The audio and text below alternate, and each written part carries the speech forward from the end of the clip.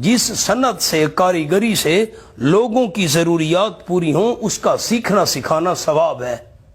سمجھو تو صحیح, جس کاریگری سے لوگوں کی ضروریات پوری ہوں اس کا سیکھنا سکھانا ثواب ہے.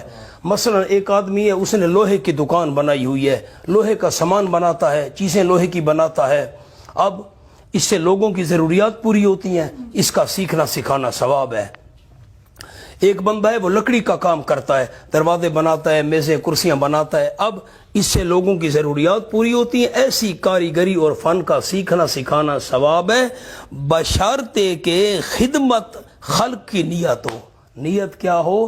خدمت خلق کی. آؤ, محض کمائی کرنا مقصد نہ ہو. اگر خدمت خلق کی نیت کر کے بندہ دکان بنائے نا ان چیزوں کی, تو یہ ہنر سیکھنا بھی اور سکھانا بھی ثواب ہے. آ جاؤ مولانا. والی سلیمان الریحا, میں نے بہت بڑی بات کہہ دی ہے, پتہ نہیں آپ نے سمجھی میں.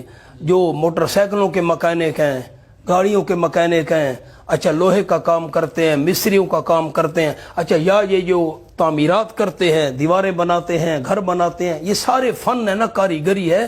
اور نیت سیکھنے سکھانے کی ہو کیونکہ اس سے لوگوں کی ضروریات پوری ہو رہی ہیں, تو یہ موٹر سائیکل بنانا سیکھنا, گاڑیاں بنانا یا تعمیرات وغیرہ سیکھنا, یا یہ لوہے لکڑی وغیرہ کے جتنے بھی ہنر والے کام ہیں, یہ سیکھنا سکھانا ثواب ہے. شرط یہ ہے کہ محض کمائی کرنا, کمائی تو ہوتی ہے, محض یہ مقصد نہ ہو کہ میں نے پیسے بٹورنے ہیں, لوگوں کی جیبیں خالی کرنی ہیں. اگر نیت ہوگی مخلوق کی خدمت کروں گا تو ساتھ ساتھ کمائی بھی ہو رہی ہے اور ثواب بھی لکھا جا رہا ہے.